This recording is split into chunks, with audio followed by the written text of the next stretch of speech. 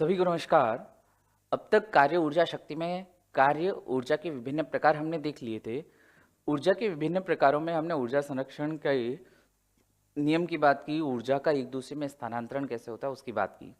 अब आगे हम बात करते हैं शक्ति की। भाई जो टॉपिक है हमारा कार्य ऊर्जा शक्ति, उसका जो लास्ट पार्ट अब बचता है शक्ति। शक्ति की बात करते हैं, कार्य ऊर्जा एवं शक्ति।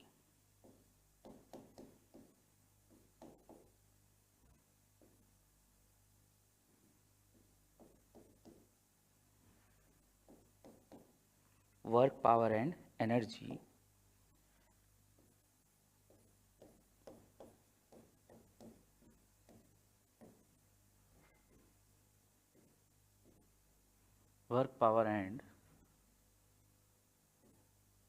वर्क एनर्जी एंड पावर हो जाएगा, थोड़ा आगे पीछे हो गया, एंड पावर। जब ये क्लास स्टार्ट की थी तभी भी मैंने आपको बताया था कार्य ऊर्जा शक्ति तीनों आपस में संबंधित है। अब जब हम बात करते हैं शक्ति की या पावर की,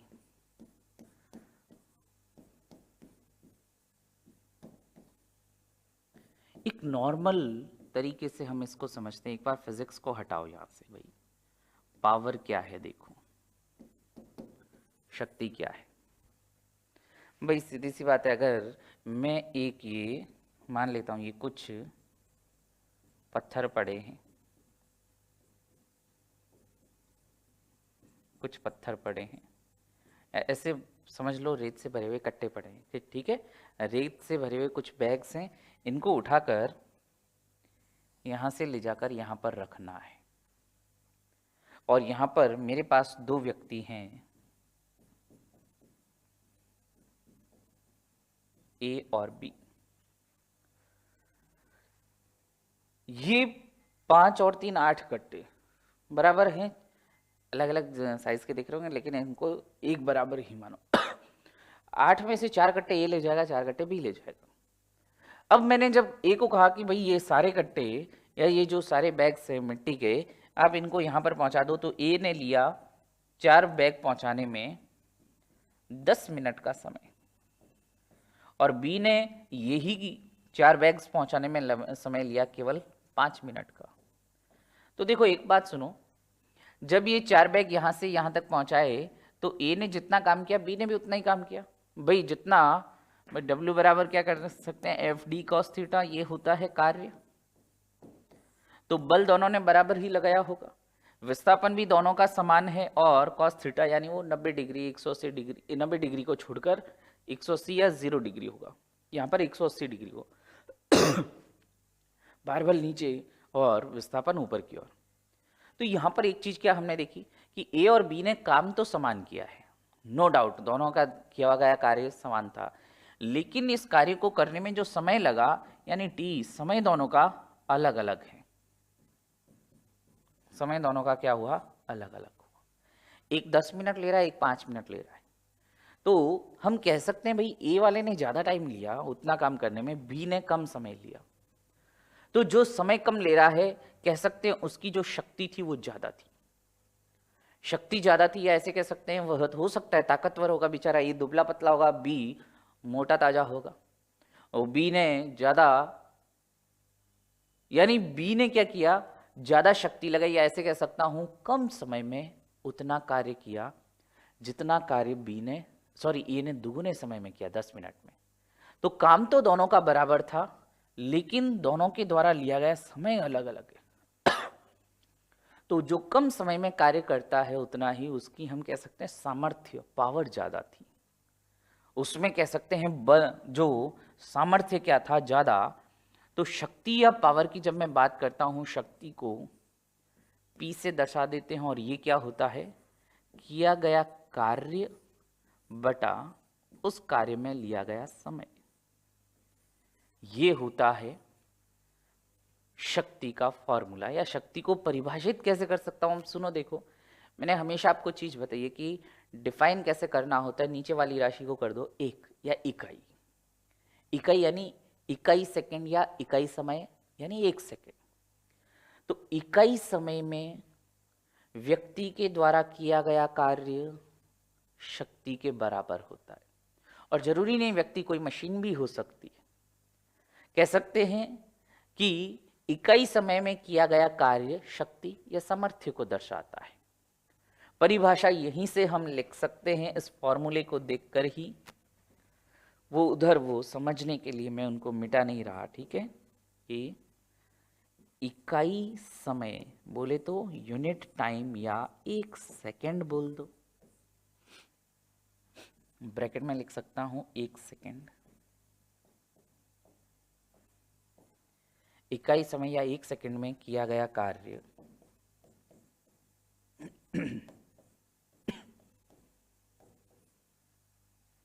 किया गया कार्य शक्ति या पावर के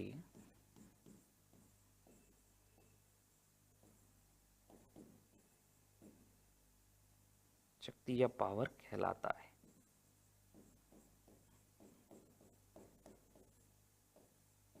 अच्छा, एक बात यहीं पर और सुनो। जब मैंने आपको एक पहले भी बताया था, जब त्वरण की परिभाषा दी थी, त्वरण क्या था? वेग में परिवर्तन बटा समय। और मैंने कहा था जब बटे में समय हो तो उसे दर भी कह सकते हैं, यानी कार्य करने की दर शक्ति कहलाती है। कितनी छोटी छोटी डेफिनेशन है। थोड़ा सा अगर एक कॉन्सेप्ट आपने क्लियर कर लिया ना कि बटे में समय को मैं दर भी कह सकता हूं, तो कार्य करने की दर समय कहलाती है। तो यहां पर लिख सकते हैं अर्थात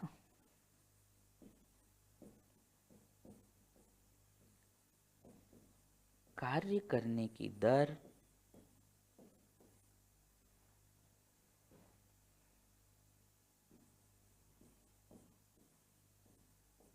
शक्ति कहलाती है।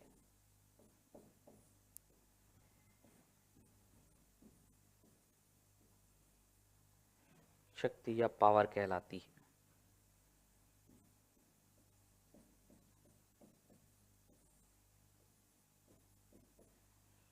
शक्ति या पावर कहलाती है।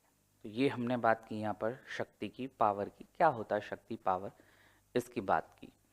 तो यहाँ पर हम आगे बात करते हैं। शक्ति या पावर का फॉर्मूला देख लिया, कार्य बटा समय।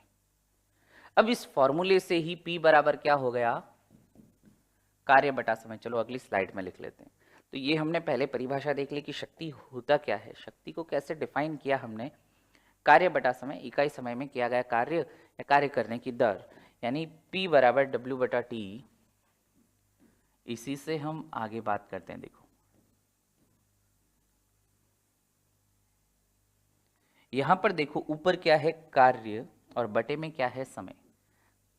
यहीं से हम मात्रक, विमा वगैरह निकाल लेते हैं। तो यहां पर देखो, सबसे पहले शक्ति के मात्रक की बात करते हैं। फॉर्मूला देखो, मात्रक निकालो।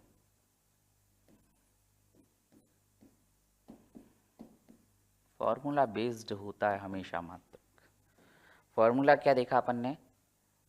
कार्य बटा समय, यानी ऊपर कार्य का मात्रक लिख दो, नीचे समय का मात्रक लिख दो। कार्य का मात्रक होता है जूल या कैलोरी भी लिख सकते हो, बटा समय का मात्रक सेकंड। तो जूल बटा सेकंड या जूल प्रति सेकंड भी कह सकते हैं। जूल बटा सेकंड या जूल प्रति सेकंड, जूल गुणा सेकंड की घात -1, सेकंड इनवर्स भी लिख सकते हैं। और एक जो इसका मात्रक जो हमें याद रहता है, वॉट। शक्ति को वॉट भी कहते हैं, ठीक है। मात्रक इसका वॉट, यानी जूल बटा सेकंड किसके बराबर होता है? वॉट के बराबर। और मैं आगे बात करूं, देखो अश्व शक्ति, हॉर्स पावर, वो भी शक्ति का मात्रक है। और एक अश्व शक्ति में 746 वॉट होते हैं, 746 वॉट। तो वॉट और जूल बटा सेकंड ध्यान रखना, और अश्व शक्ति, हॉर्स पावर, ठीक है। अश्व शक्ति या हॉर्स पावर, जो आपके घर में पानी की मोटर होती है या जो हैवी मोटर्स होती हैं, उनकी क्षमता को वॉट की बजाय ये बड़ा मात्रक होता है हॉर्स पावर में दिखाते हैं। तो ये क्या हो गया, शक्ति के मात्रकों की बात होगी। अब शक्ति की विमा देख लो। विमा के लिए भी कोई ज़्यादा लोड नहीं लेना। मैं फिर कह रहा हूँ, ये विमाएं इतनी सारी है, MLT याद करते बैठोगे तो केवल ये याद करते रह जाओगे, दूसरी चीज़ें याद नहीं कर पाओगे और फिर भूल जाओगे इनको। शक्ति की विमा। डायमेंशन क्या है भाई? डायमेंशन की बात करूं तो सीधी सी बात भाई, जब फॉर्मूला से मात्रक निकालना था तो मैंने कार्य का मात्रक बटा समय का मात्रक रख दिया। अब मैं विमा निकालनी है तो कार्य की विमा बटा समय की विमा रख देता हूं। भाई कार्य की विमा वही होगी जो ऊर्जा की विमा होती है। सीधी सी बात है, कार्य का मात्रक क्या है? जूल। और ऊर्जा का भी मात्रक तो जूल ही होता है। तो कार्य और ऊर्जा की विमाएं समान होती क्या होती है? देखें, M1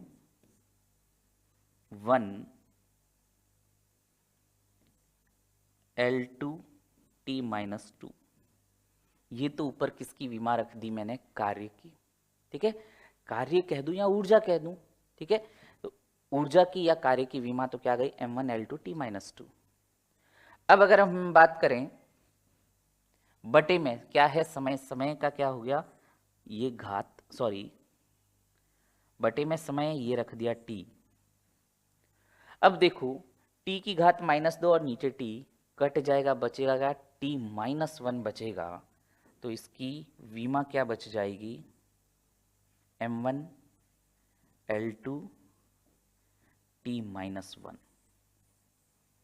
ध्यान रखना, अगर आप एक ये फॉर्मूला याद रखते हैं या इसकी परिभाषा भी याद रखते हैं कि कार्य करने की दर यानी कार्य बटा समय, इतना भी अगर आप ध्यान रखते हैं तो इस कार्य बटा समय से आपने मात्रक निकाल लिया, जूल बटा सेकेंड।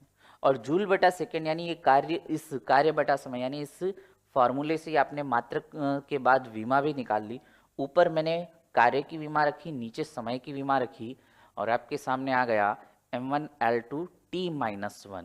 ये विमा हो जाती है शक्ति की या कार्य करने की जो दर होती है, वो ये शक्ति के रूप में हम बात कर सकते हैं, लिख सकते हैं। वैसे इसको नोट भी कर सकेंगे आप बाद में। तो ये हमारे सामने अब तक हमने बात की कार्य, ऊर्जा, शक्ति में शक्ति की कुछ बात की। अब इसके थोड़े एप्लीकेशन वगैरह की बात कर लेंगे, क्योंकि वॉट जब आ गया है तो इससे संबंधित ही है। बिजली की जो यूनिट्स वगैरह उनकी गणना कैसे करते हैं ये भी बता देता हूँ। तो ये ध्यान रखना, विमा ऊपर तो आ गई कार्य की विमा M1 L2 T-2 और बटे में ये समय की विमा रख दी मैंने T, ये कट गया बचा गया M1 L2 T-1। अब फिर कह रहा हूँ, ये देखो, ये चीज़ अगर सीधा डायरेक्ट रटोगे तो आप इतनी चीज़ें रटने के लिए दूसरी खूब सारी चीज़ें उनको रटो ना। जो चीज़ आप खुद लिख सकते हो इसको तो मत रटो प्लीज, ठीक है। तरीके ध्यान रखना, हमेशा तरीके ही, कॉन्सेप्ट ही काम आते हैं। शक्ति के बाद जब हमारे पास वॉट आ गया है तो ये वॉट को जब मैं समय से गुणा करूं तो बाकी वापस हमारे पास क्या बच जाएगा भाई? वॉट क्या था? जूल बटा सेकेंड। इसको गुणा कर दिया सेकेंड से तो बच गया केवल जूल, यानी वापस आ गई ऊर्जा। होता क्या है, जो विद्युत ऊर्जा की हमने बात की थी भाई, इसी से ऊर्जा से और शक्ति से दोनों से रिलेटेड इसलिए बात कर रहा हूं। कई बार एग्जाम में क्वेश्चन पूछ लेते हैं कैसा कि आपको किसी भी घर में बल्ब दे दिया कि बल्ब इतने समय तक जलता है, बल्ब का ये इतने वॉट का है, तो इतने दिन का बिजली का बिल कितना होगा, या बिजली का बिल 30 दिन के लिए इतनी इतनी डिवाइसेस इतने इतने वॉट की इतने इतने घंटे तक चलती है, कितना बिल होगा। यानी मैं आपको विद्युत के जो यूनिट होते हैं, यूनिट की गणना करना बता रहा हूं। जो आपके बिजली का बिल भी आता है ना, तो उसमें आप देखते हो कितनी यूनिट आई, और पर यूनिट के हिसाब से जितना भी 6 रुपए 7 रुपए 8 रुपए जितना भी होता है वो आप उतना पे करते हैं। तो विद्युत यूनिट की गणना करना मैं बता रहा हूं आपको, विद्युत यूनिट की गणना।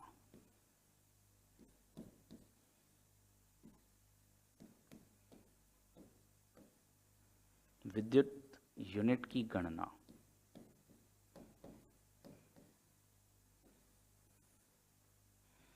अब आप जब भी ये क्लास लेने के बाद आप एक बार वैसे कईयों ने देखा भी होगा और कईयों ने नहीं देखा होगा।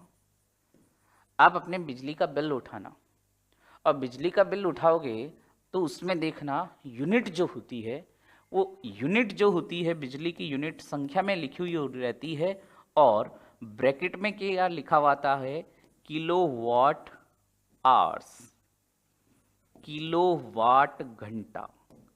एक शब्द ये याद रखोगे ना, किलोवाट घंटा, तो इससे ये पूरा एक शब्द से ये पूरा टॉपिक क्लियर हो जाएगा। भाई यहां पर ये किलोवाट घंटा शब्द एक लग रहा है, लेकिन यहां पर दो चीजें देखो। एक तो क्या है, किलोवाट, वॉट नहीं है, किलोवाट है, वॉट की बजाय किलोवाट। यानी अगर मैं आपको कोई राशि दे दूं 10 वाट, तो आप इसको किलोवाट में बदलना हो तो किलो के लिए बटे में क्या कर देते हैं, 1000 कर देते। यानी ये क्या होगा, 1/100 किलोवाट हो गया। तो 10 वाट कह दो या 10/1000 किलोवाट कह दो। जब आप क्वेश्चन करेंगे तो आपको ऐसा मिलेगा कि 40 वाट का बल्ब है, तो आप आंख बंद करके सबसे पहले वाट को किलोवाट में बदलने के लिए 1000 से बटा कर दो, किलोवाट। फिर आता है घंटा, घंटा किसका मात्रक है, समय का। भाई यहां पर मात्रक को समय को मिनट या सेकंड में न रखकर घंटे में रखना है। यानी जितने घंटे तक वह चल रहा है, मान लिया वो एक महीने में 300 घंटे चला, मान लिया 300 घंटे चला, तो ये तो हो गया किलोवाट गुणा घंटा, ये इतनी आपकी यूनिट बन जाएगी। मल्टीप्लाई करके देख लो तो कितना आएगा, 3 यूनिट का बिल आएगा। बस सुनना, अब देखो मैं जैसे मेरे फिंगर्स के डायरेक्शन रहे, समझना उसको, बोलने और फिंगर्स के डायरेक्शन में। 10 वाट का बल्ब एक महीने में 300 घंटे चला, तो इसका बिल कितना हुआ। तो 10 वाट को पहले किस में कन्वर्ट किया, किलोवाट में, बटे क्या कर दिया, 1000, तो ये हो गया किलोवाट। अब यूनिट की गणना करनी है तो किससे, समय से गुणा करेंगे, घंटे के रूप में। घंटे कितने थे, 300, तो 300 इंटू 10/1000 किया तो 3000/1000, केवल 3 यूनिट का बिल आया। यानी आपको ऐसे, ये तो एक बल्ब दिया मैंने, यहां प्लस करके मैं और कह देता कि 2 पंखे जो कि 100 वाट के हैं और हर दिन 10 घंटे चलते हैं 30 दिन के महीने में, तो आप कैलकुलेट कर सकते हो भाई टाइम कितना हुआ। यहां तो टोटल मैंने 300 घंटे एक महीने के दे दिए, यहां पर मैंने केवल इतना कहा कि 30 दिन के महीने में हर दिन 10 घंटे चलता है, तो 30 दिन गुणा 10 घंटे, यानी टोटल 300 घंटे हो गए। तो आपको किसी भी तरह से बहलाए, किसी भी तरह से एग्जामिनर आपको डाइवर्ट करने की कोशिश करे, लेकिन आप बस एक शब्द ध्यान में रखना, एक शब्द माइंड में रखना, क्या, किलोवाट घंटा, ये यूनिट होती है।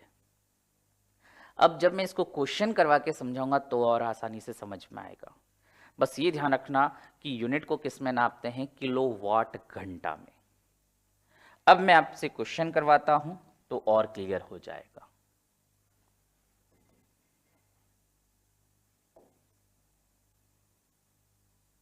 क्वेश्चन करते हैं कि एक घर में, घर की बजाय ऑफिस या कुछ और भी हो सकता है, एक घर में 50 वाट के 4 पंखे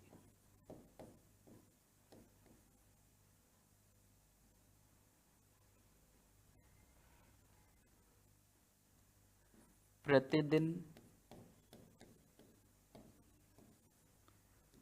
12 घंटे, कौन कौन सी डिवाइस चल रही है उनको लिखवा रहा हूं, ठीक है। एक घर में 50 वाट के 4 पंखे प्रतिदिन 12 घंटे चलते हैं, तो 30 दिनों के महीने या तो 30 दिन का बिल यूनिट के रूप में कितना होगा।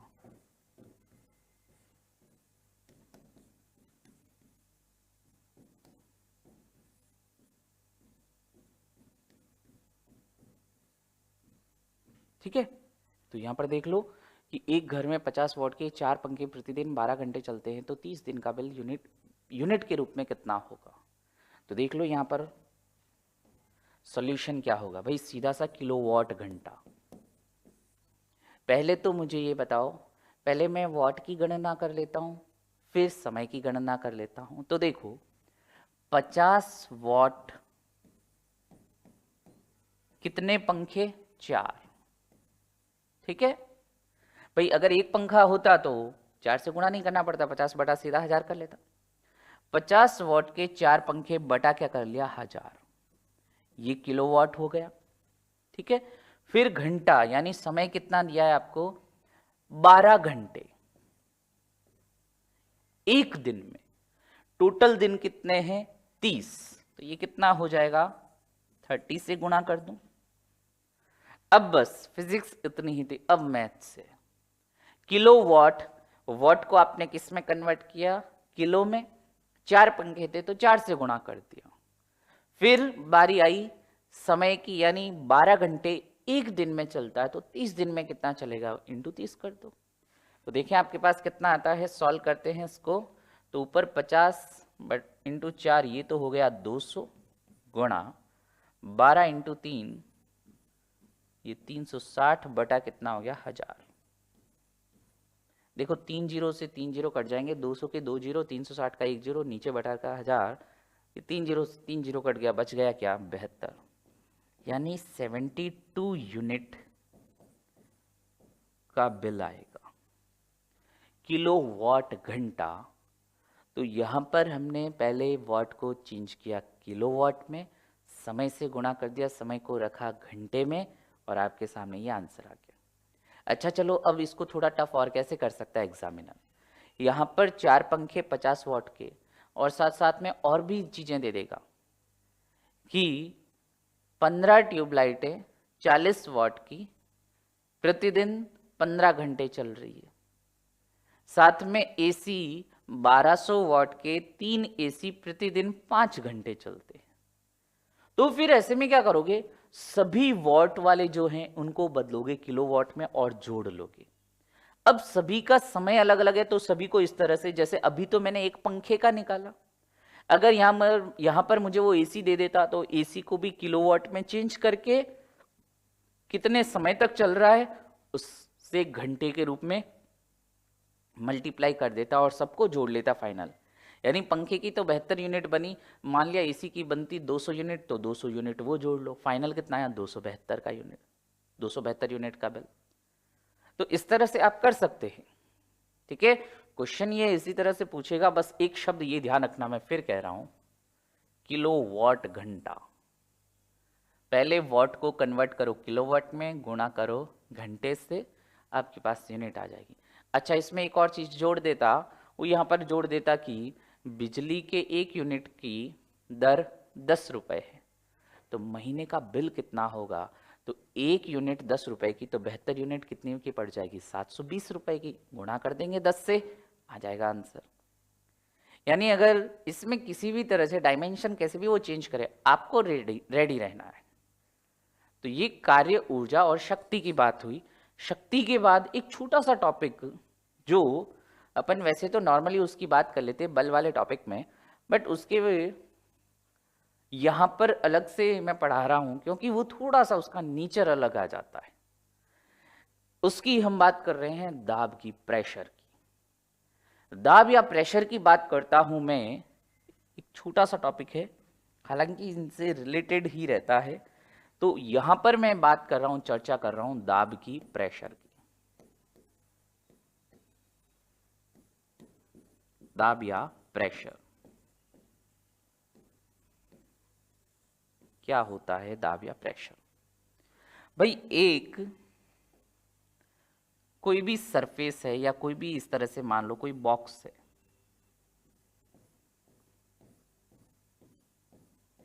अब मैं क्या कह रहा हूं, ये इस सतह पर पड़ा हुआ है, मान लिया कोई ये नीचे सतह है, इस सतह पर ये बॉक्स पड़ा हुआ है। अब मैं आपसे कह रहा हूं कि इस बॉक्स को दबाओ या इस बॉक्स पर दाब डालो, प्रेशर डालो, तो आप 3 कंडीशन में बता रहा हूं कौन किधर से इस पर दबाव लगाओगे, ए, बी या सी। यानी वापस सुनना क्वेश्चन, मैं एक बॉक्स को ऐसे मैंने रखा हुआ है और ये इस सतह पर पड़ा हुआ है। मैंने 3 कंडीशन बताए, मैंने कहा आप इस पर दाब लगाओ। तो जब आपको इस पर मैं कह रहा हूं दाब लगाओ, प्रेशर लगाओ, तो क्या होगा वो देखो। ये जो इसकी सतह के ऊपर से जब अपन लंबवत इस तरह से दाब डालते हैं, देखो तीनों ही कंडीशन में आप दाब लगा रहे हो, क्योंकि तीनों ही कंडीशन में जो सतह है उससे आप क्या परपेंडिकुलर बल लगा रहे हो।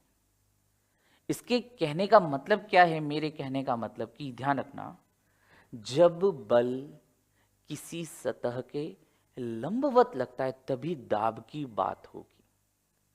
अगर सतह के समांतर, यानी ये वाली सतह है, इसके समांतर में यहां पर बल लगा रहा हूं, तो वह दबाव नहीं कहलाएगा। ये इधर वाली सतह है, इस सतह पर मैं इसी सतह के अनुदिश अगर बल लगा रहा हूं तो ये दाब नहीं कहलाएगा। दाब तो सतह के लंबवत ही लगता है। जैसे अगर मैं कहूं, जैसे सपोज कई बार क्या होता है, हमारी चोट लग जाती, तो चोट लगने पर हम क्या करते हैं, थोड़ा सा प्रेशर लगाते हैं, और वो इसलिए लगाते हैं ताकि खून का बहना थोड़ा सा बंद हो। क्या होता है कि जो छोटी छोटी ब्लड वेसल्स होती हैं, कैपिलरीज होती है, थोड़ा प्रेशर लगाने से उनके जो ओपन एंड्स होते हैं वो थोड़े से बंद हो जाते हैं, और इन बिटवीन क्या हो रहा है, ब्लड क्लॉटिंग भी हो रही थी, तो थोड़े समय बाद आपका ब्लड बहना बंद हो जाता है।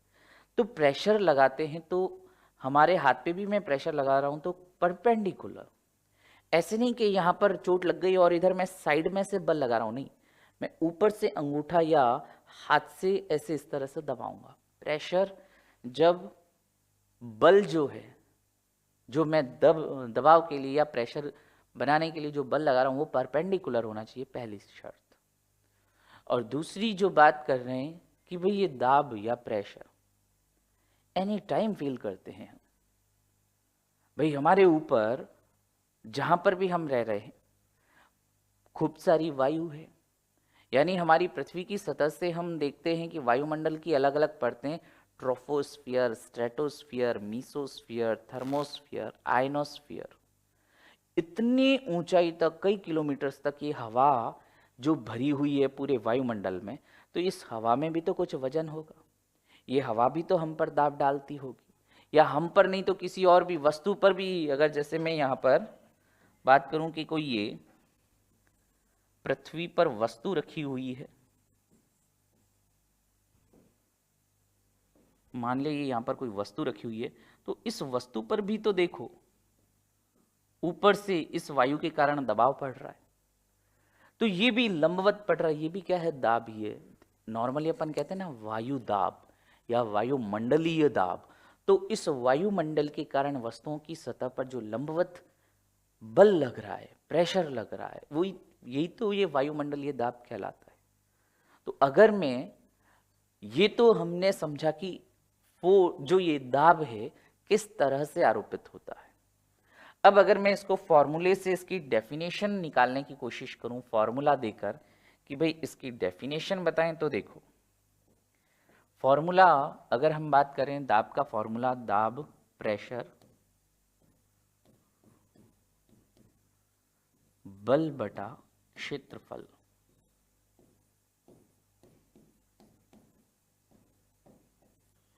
Force upon area. देखो भाई इससे भी अपन इसकी डेफिनेशन निकाल सकते हैं, और भी कई चीजें यहां से क्लियर होंगी, देखना।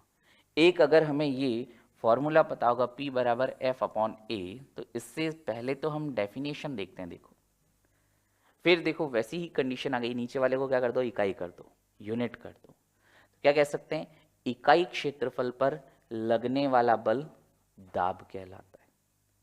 और जब मैं इसमें ये परपेंडिकुलर वाली, यानी जो ये लंबवत है, ये शर्त जब इसके साथ जोड़ देता हूं तो एक और चीज जुड़ जाएगी, क्या? कि इकाई क्षेत्रफल के लंबवत लगने वाला बल दाब के बराबर होता है। अब सुनना, इकाई क्षेत्रफल के लंबवत लगने वाला बल दाब कहलाता है। इकाई क्षेत्रफल के लंबवत लगने वाला बल जो है वही दाब कहलाता है। और अब यहां पर देखो, जब जब क्षेत्रफल बढ़ेगा, दाब और क्षेत्रफल में कैसा संबंध है? व्युत्क्रमानुपाती। यानी अगर क्षेत्रफल ए बढ़ेगा तो दाब क्या होगा? कम हो जाएगा। अब देखो, इसकी बात मैं करता हूं चाकू की नोक से। चाकू की जो नोक होती है वो इस तरह से नुकीली होती है। ये चाकू इस तरह से, भाई ये चाकू ही माने, मुझे वैसे चाकू आदत मेरी है नहीं भाई, चाकू आजी मैं करता नहीं।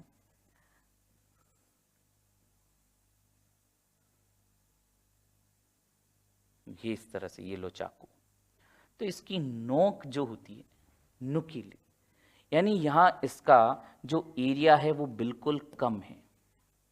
तो एरिया कम होने से दाब क्या हो जाएगा? भाई एरिया कम कर दूंगा तो दाब क्या होगा? ज्यादा। यानी नुकीले चाकू से किसी को स्टैब करोगे, आप किसी को चाकू मारोगे, मारना मत, मैं आपको मारने के तरीके नहीं बता रहा, फिजिक्स में बता रहा हूं। जब आप नुकीला चाकू किसी को मारते हो, ये चाकू को उल्टा करके मारो इधर से, तो उसके पेट में नहीं घुसेगा। नुकीली साइड से मारोगे तभी घुसता है। क्यों? क्योंकि जब नुकीली साइड से आपने बाहर से बल लगाया, बल आपका उतना ही था, लेकिन आपने क्या कर दिया, इन दोनों में ऊपर वाला क्षेत्रफल कम था। क्षेत्रफल कम होने से दाब क्या हो जाएगा? बढ़ जाएगा। यानी उतना ही बल लगाकर जब यहाँ पर प्रेशर ज़्यादा लगेगा तो चाकू ज़्यादा अंदर तक जाएगा। इधर से जब अगर मारोगे नीचे वाले साइड से, तो यहाँ का क्षेत्रफल देखो, ये क्षेत्रफल इसका ज़्यादा हो गया। तो जब क्षेत्रफल ज़्यादा हो जाएगा तो दाब लगेगा कम, और कम दाब लगेगा तो पेट के ज़्यादा अंदर नहीं जाएगा। सेम उसी तरह से तलवार की जो धार होती है, तलवार की धार जितनी पतली होगी यानी जितनी तेज होगी, जो एजेस होते हैं बिल्कुल पतले होते हैं। पतले होने के कारण वहां का क्षेत्रफल हो गया कम। कम क्षेत्रफल के कारण दाब क्या हो जाएगा? बढ़ जाएगा। दाब ज्यादा लगेगा। ये कि झटके में गर्दन धड़ से अलग। करना मत, बता नहीं रहा मैं, सिखा नहीं रहा, ये मैं तो केवल दाब की बात कर रहा हूं। चलो ये चाकू तलवार को छोड़ो, कील की बात कर लेते। कील को भी, या कील की भी बात करें तो ये इस तरह से नुकीली बनाई जाती है, नुकीली होती है कील। तो इधर से ही हम, इस साइड से ही कील को दीवार में ठोकते हैं, इधर से तो नहीं ठोका। इधर से क्यों ठोका? क्योंकि नुकीली थी। जब हम हथौड़े से उस पर प्रेशर बल लगाएंगे तो वह क्षेत्रफल कम होने के कारण दाब ज्यादा लगेगा, दीवार में ज्यादा अंदर तक जाएगी। ये नुकीले होने का इसके पीछे लॉजिक है। तो दाब की अगर मैं बात करूं, दाब बराबर बल बटा क्षेत्रफल, इसकी परिभाषा लिख देता हूं। परिभाषा लिख रहा हूं, देखना कि इकाई क्षेत्रफल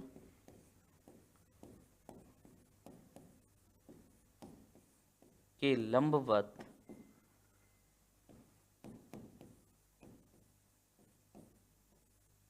इकाई क्षेत्रफल के लंबवत लगाया या आरोपित बल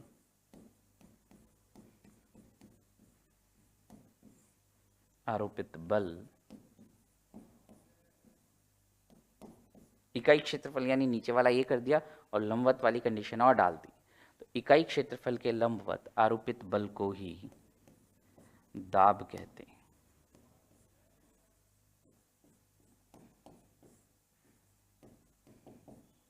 और एक इंपॉर्टेंट चीज सुनना, दाब अदिश राशि,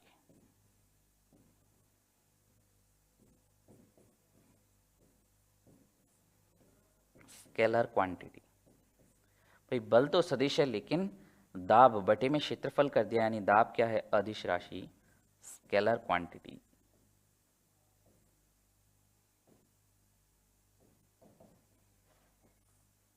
अदिश राशि। ठीक है। दाब बल बटा क्षेत्रफल, फोर्स अपॉन एरिया, बल बटा क्षेत्रफल क्या कहलाएगा, दाब। तो ये कुछ मैंने आपको उदाहरण भी बताया कि चाकू का नुकीला होना, तलवार की धार का पतला होना या कील का नुकीला सिरा होना, उनका कारण ये दाब ही है। तो जो ये लंबवत प्रेशर पड़ता है, देखो कील को भी आप बिल्कुल परपेंडिकुलर करके ही दीवार पर ठोकते हो, ऐसे नहीं कि कील को तिरछा करके ठोक रहे हो, ठीक है। हो सकता है तिरछा करके ठोक रहे हो, कुछ आपका और पर्पज़ होगा, बट अगर दीवार के अंदर मैक्सिमम अंदर तक आप उसको कील को डालना चाहते हैं तो आपको कील को परपेंडिकुलर ही रखना पड़ेगा। ऐसे में ये दाब कार्य करता है। अब मैंने एक और बात कही, दाब अदिश राशि, तो दाब के मात्रकों की भी बात कर लेते हैं। यहाँ पर आपको जो 2-3 उदाहरण थे वो यहीं पर लिख देता हूँ। चाकू कील का नुकीला होना, भाई ये साइड में लिख देता हूँ ताकि आप बाद में कभी पढ़ोगे तो ये याद रहेगा कि हमें इससे रिलेट करके समझना है। चाकू कील का नुकीला होना, कॉमा, तलवार की धार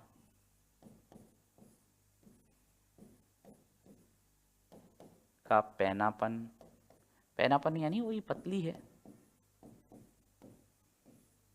ये इस, या जैसे हम देखते हैं जो बड़े भारी व्हीकल्स होते हैं उनके जो टायर होते हैं वो मोटे बनाए जाते हैं। भाई साइकिल का टायर बिल्कुल पतला, स्कूटर का उससे चौड़ा, कार का उससे चौड़ा, और ट्रक का बहुत ज़्यादा चौड़ा होता है। तो क्या होता है, ट्रक का जब टायर का जो क्षेत्रफल ज़्यादा हो जाएगा तो इससे क्या होगा, क्षेत्रफल ज़्यादा होने से दाब थोड़ा सा क्या हो जाएगा, कम हो जाएगा। इससे क्या होगा, वो टायर पर जो प्रेशर पड़ रहा था वो थोड़ा कम हो जाए। बस रीज़न यही है, और भी लिख सकता हूं यहीं पर, भारी वाहनों के टायर चौड़े होना, चौड़े या मोटे होना, चाकू कील का नुकीला होना, तलवार की धार का पैनापन, ये सभी आप इस फॉर्मूले से समझ सकते हो सभी। तो दाब की हमने बात की, अदिश राशि। अब बात आती है दाब के मात्रकों की जो इंपॉर्टेंट है। खूब सारे मात्रक हैं दाब के, उनमें एक एक करके बात करते हैं। दाब का फॉर्मूला तो हमारे पास क्या आ चुका है, P बराबर F अपॉन A। तो इसी फॉर्मूले से ही, वही तरीका हमेशा देखो वही रहेगा, कॉन्सेप्ट कभी भी नहीं बदलते। यहां पर पहले मैं लिखता हूं दाब का मात्रक, दाब या प्रेशर के मात्रक।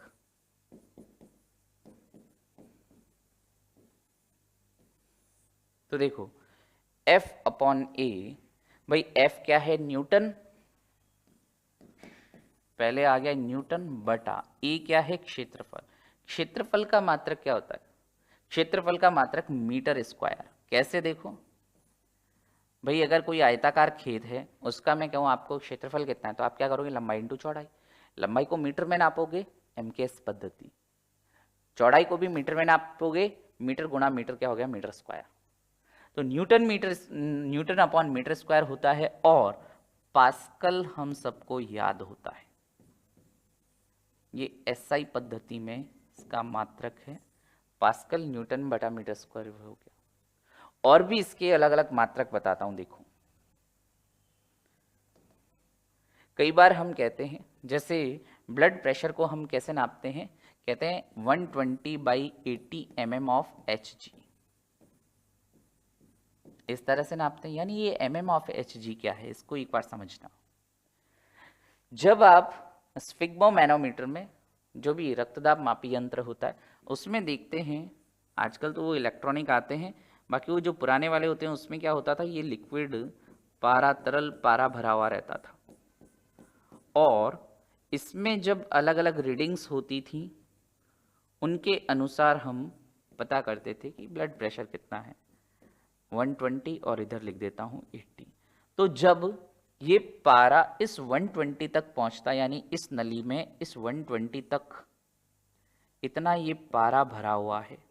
अब पारा भरा हुआ है तो पारे का वजन भी होगा, और ये पारा क्या करेगा, इस तल पर नीचे बॉटम पर जितना प्रेशर लगाता है 120 mm तक ट्यूब में भरा हुआ पारा जितना प्रेशर लगाता है उतना ही प्रेशर सिस्टोल के समय हमारी रक्त नलिकाओं की दीवारों पर लगता है।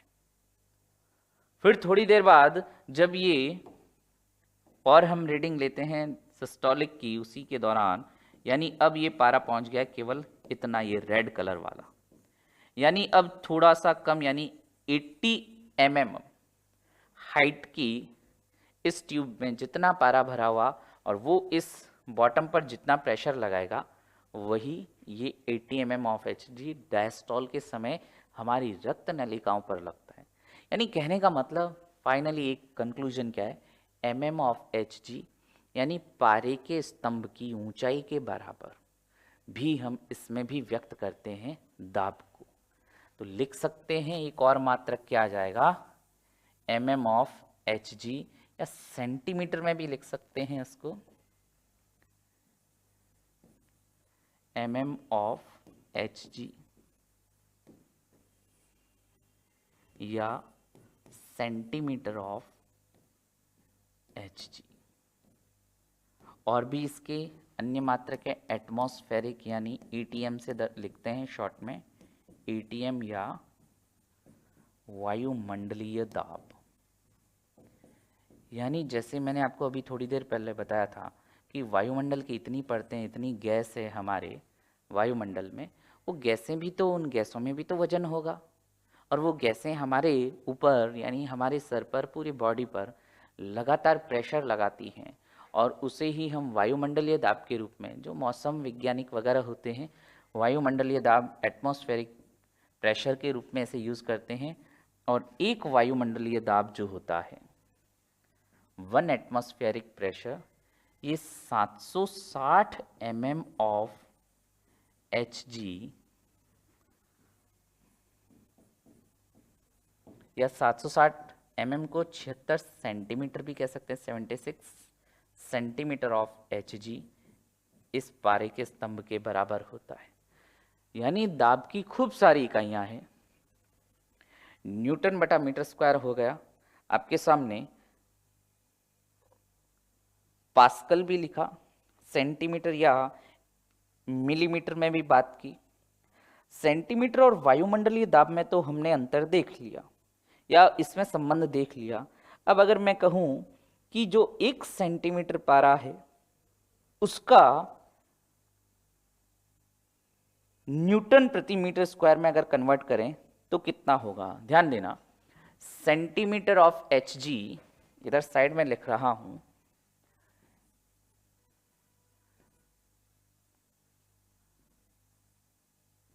एक सेंटीमीटर ऑफ Hg ये होता है 1.33 इंटू 10 की पावर -3 न्यूटन बटा मीटर का स्क्वायर। यानी हमने क्या किया, न्यूटन प्रति मीटर स्क्वायर ये वाली यूनिट और centimetre of Hg, mm of Hg लिखते तो बस वहां पर सेंटीमीटर की जगह mm आ जाता और उधर वहां 10 की घात -3 चेंज हो जाती। तो 1 सेंटीमीटर ऑफ Hg यानी पारे के 1 सेंटीमीटर लंबे या 1 सेंटीमीटर ऊंचे स्तंभ के द्वारा जो दाब लगाया जाता है वह 1.33 न्यूटन इंटू 10 की पावर, सॉरी गलती से -3 लिख दिया, ये 3 होगा, ठीक है, 10 की पावर 3 न्यूटन बटा मीटर स्क्वायर। हमने सेंटीमीटर Hg और न्यूटन प्रति मीटर स्क्वायर में संबंध देख लिया। इधर हमने देख लिया सेंटीमीटर ऑफ Hg और वायुमंडलीय दाब में। तो 1 सेंटीमीटर के बराबर कितना है, 1.33, तो 76 सेंटीमीटर के बराबर कितना हो जाएगा, और 76 सेंटीमीटर किसके बराबर होता है, एक वायुमंडलीय दाब। यानी अब सुनना, मैं एक वायुमंडलीय दाब और न्यूटन प्रति मीटर स्क्वायर में भी संबंध बताने जा रहा हूं। देखो क्या होगा, इधर ही लिख रहा हूं मैं, देखना कि 76 सेंटीमीटर ऑफ Hg बराबर न्यूटन प्रति मीटर स्क्वायर में क्या हो जाएगा, ये हो जाएगा 1.013 गुणा 10⁵ न्यूटन प्रति मीटर का स्क्वायर। भाई कुछ नहीं किया, 1 सेंटीमीटर इतने के बराबर है तो 76 क्या हो जाएगा, 76 को 1.33 से गुणा कर दो, आपके पास इतना आ जाएगा 1.013 गुणा 10⁵ न्यूटन प्रति मीटर स्क्वायर। ठीक है, और ये किसके बराबर है, इसे हम नॉर्मली बार या मिली बार के रूप में कह देते हैं। तो ये जो आपके पास आया 1.013, इसे हम कह सकते हैं कि 76 mm ऑफ Hg, और ये किसके बराबर होता है, एक वायुमंडलीय दाब, ऊपर लिखा है अपन ने 1 एटमॉस्फेरिक प्रेशर,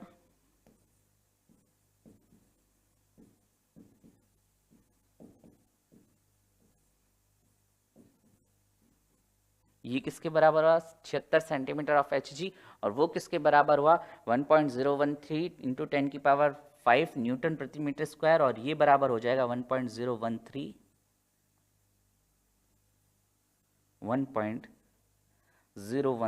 बार के बराबर। यानी एक और मात्रक आपके आ गया आपके पास, ये बार,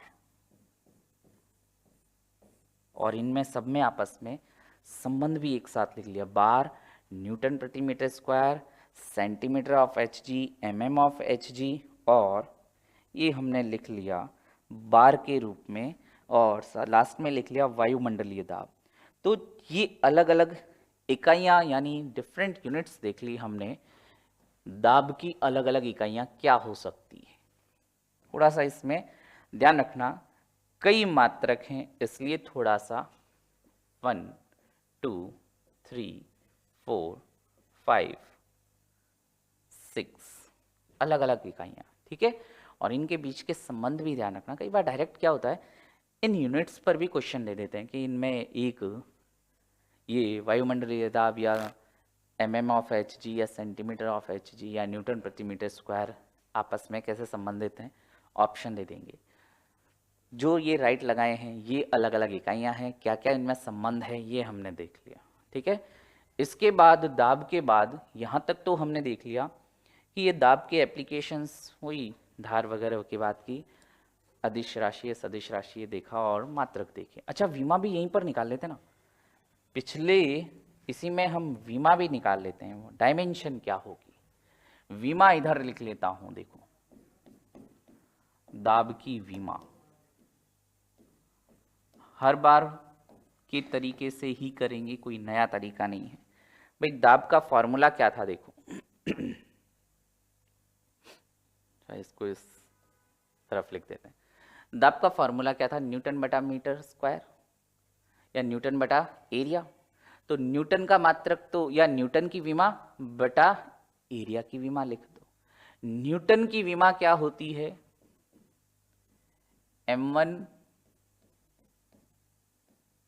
L1 T-2 बटा, भाई ऊपर बल की विमा रखी, नीचे एरिया है तो एरिया की विमा, एरिया क्या होता है मीटर स्क्वायर यानी L का स्क्वायर।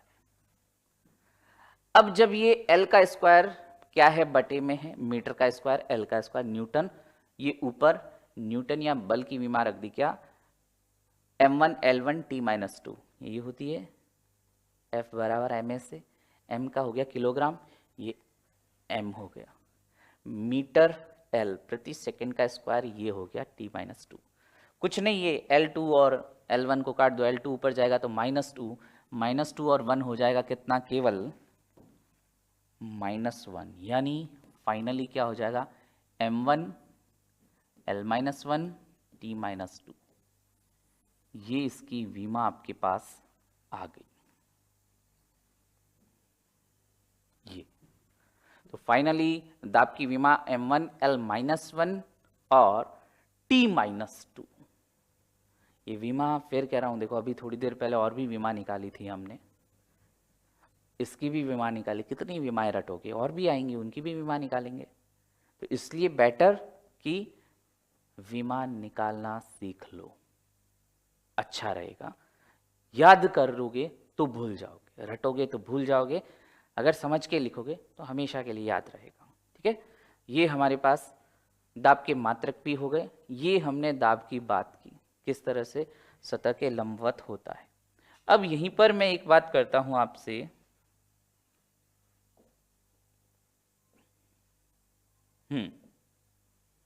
अगर एक बात करते हैं कि ये जो कोई बकेट है या कोई भी बर्तन है, ठीक है, इसमें हमने क्या भर रखा है, ये पानी,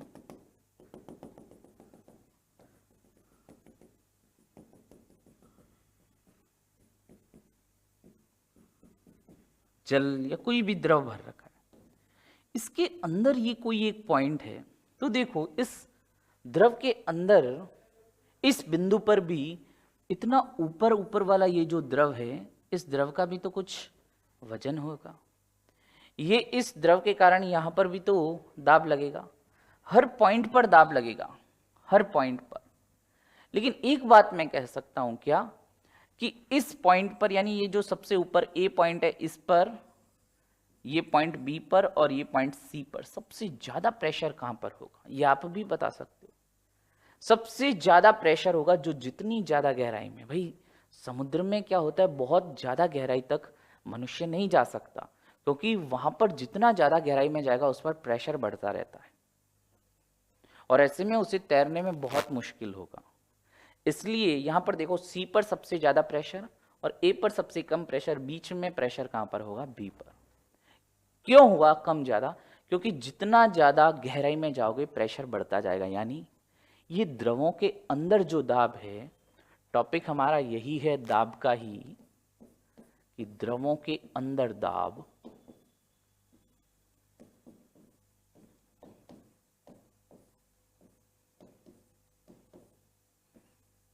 उसकी गणना करते हैं। भाई सीधा सा इसको सिंपल वे में भी समझ लो ना, कि जैसे मैं एक कोई टंकी है, मैं एक कोई टंकी को ले लेता हूं, इस टंकी में ये पानी भरा हुआ था,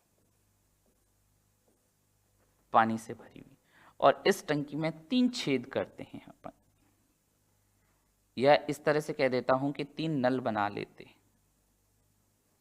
अब आपको भी पता है, देखो सबसे ज्यादा प्रेशर के साथ तेजी से पानी किस में आएगा, 1 में, 2 में या 3 में। सबसे ज्यादा प्रेशर से आएगा इस 3 वाले में। क्यों? क्योंकि यहां पर ये जो पॉइंट था, यहां पर प्रेशर सबसे ज्यादा, ये 2 नंबर पर थोड़ा कम और 1 पर सबसे कम प्रेशर है। और हमें पता है जितना ऊपर से ज्यादा प्रेशर लगेगा पानी उतना ही तेजी से आएगा। सबसे ज्यादा तेजी से कहां से प्रेशर देखेंगे हम, 3 वाले से। सेम यही है, सबसे ज्यादा गहराई में है सी पर प्रेशर ज्यादा। तो एक बात तो तय हो गई कि ये जो द्रवों में प्रेशर होता है, ये द्रव में गहराई, यानी कितनी गहराई पर है, गहराई को h से डिनोट कर देता हूं, h पर निर्भर करता है। अच्छा एक और बात, यहां पानी होता या पानी के अलावा कोई और द्रव जैसे दूध होता या मर्क्यूरी पारा होता, तो भी इनके प्रेशर अलग अलग होते। कहने का मतलब क्या है, यहां पर ये जो पानी के बजाय अगर मैं पारा भर दूं, तो ऊपर ऊपर जो पारा है उसके पारे का घनत्व भी ज्यादा होगा। और या ऐसे कह सकते हैं कि उसमें, भाई उसका घनत्व पानी से तो अलग होगा, ये तो बात तय है ना, पानी के जितना घनत्व नहीं होगा। तो जब ऊपर वाला ये घनत्व परिवर्तित होगा, यानी यहां पर इसका वजन भी परिवर्तित होगा। तो इस वजह से क्या होगा, इस बी बिंदु पर अगर मैं ए और सी को हटा देता हूं एक बार, ये बी ही बिंदु एक बार पानी भरा, एक बार पारा भरा इसमें, तो दोनों केस में इस बी बिंदु पर अलग अलग प्रेशर लगेगा। यानी ये जो द्रव के अंदर दाब है, द्रव में गहराई कौमा द्रव ये घनत्व डी पर भी निर्भर करता है। जितना ज्यादा घनत्व, दाब भी उतना ही ज्यादा होगा। और लास्ट में आ जाता है गुरुत्वीय त्वरण जी, और इन तीनों को गुणा कर दो, आपके पास द्रवों के अंदर दाब जी आ जाएगा। कैसे, देखो कि द्रव के अंदर दाब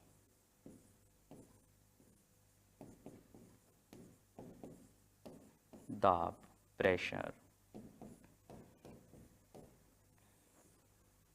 बराबर एच डी जी। एच सतह से बिंदु की गहराई, ध्यान देना ये जो गहराई आप नापते हो हमेशा ये सतह से बिंदु के बीच नापना, ये सतह से इस बिंदु के बीच नापना, गहराई ये है, ठीक है।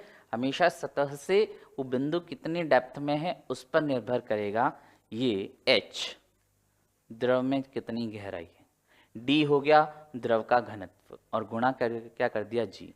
यानी इस बिंदु बी पर अगर आपको पता करना है कि द्रव के अंदर इस द्रव के कारण इस बिंदु बी पर कितना दबाव है तो आप क्या कह सकते हो, एच गुणा डी गुणा जी, आपके पास आंसर आ जाएगा। अब यहां एक इंपॉर्टेंट बात और आती है, अगर मैं आपसे पूछूं कि इस बी बिंदु पर कितना दाब है द्रव के कारण तो आप कह दोगे एच डी जी सही भी है।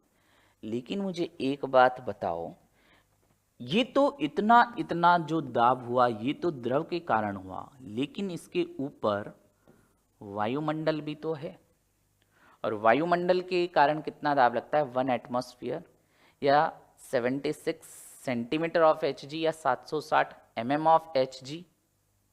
कहने का मतलब कि आप सुनना, ये वायु के कारण जो दाब लगेगा और इस जल के कारण जो दाब लगेगा दोनों को मिलाओगे तब इस बी बिंदु पर नेट दाब आएगा। तो H D G plus 1 atmospheric pressure करेंगे। अगर मात्रक बदल दे तो 76 सेंटीमीटर कर लो, 760 mm ऑफ एच जी कर लो, जो भी आप करो। लेकिन यहां पर एक बात ध्यान रखना कि जो यहां पर नेट प्रेशर आएगा, अगर क्वेश्चन में पूछा कि द्रव स्तंभ के कारण लगने वाला दाब तो आप कहोगे एच डी जी, लेकिन इस बिंदु पर लगने वाला कुल दाब तो एच डी जी प्लस वायुमंडलीय दाब, क्योंकि भाई बाहर वायुमंडल भी तो है और वायुमंडल के कारण भी तो प्रेशर लग रहा है। तो ये द्रवों के अंदर जो दाब है एच डी जी, ध्यान रखना। और यहां पर इस तरह से कोई क्वेश्चन भी आ जाए तो इसको भी ध्यान रखना, और एक क्वेश्चन मैं यहां पर आपके सामने ले आता हूं। एक कोई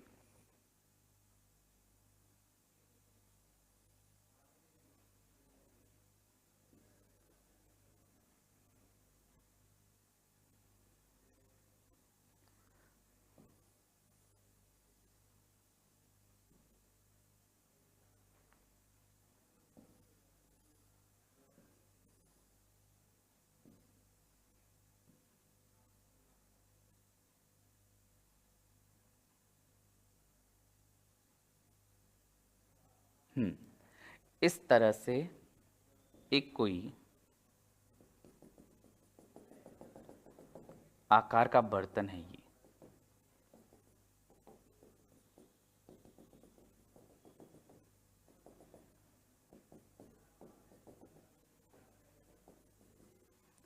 इसमें मैं आपको 3 पॉइंट देता हूं, ए बी और सी। चलो थोड़ा डिफरेंट कलर से दिखा देते हैं, देखने में आसानी रहेगी। ए बी और सी ये 3 पॉइंट्स हैं, एक ही लेवल पर है, ठीक है, बट ऊपर वाली आकृतियां अलग अलग है। मेरा पूछना है अगर इन पॉइंट्स पर लगने वाला प्रेशर P1 P2 और P3 है तो P1 P2 P3 में संबंध क्या होगा। P1 P2 और P3 के अंदर संबंध ऑप्शन 1 P1 बराबर P2 बराबर P3, option 2 P1 less than P2 greater than P3 यानी P2 पर सबसे ज़्यादा, ऑप्शन P1 फिर P3 फिर P2, option 4 P1 P2 P3। तो यहाँ पर एक बात देखो क्या कह रहा है ये, अच्छा ये P2 P3 कर देते हैं ऐसे,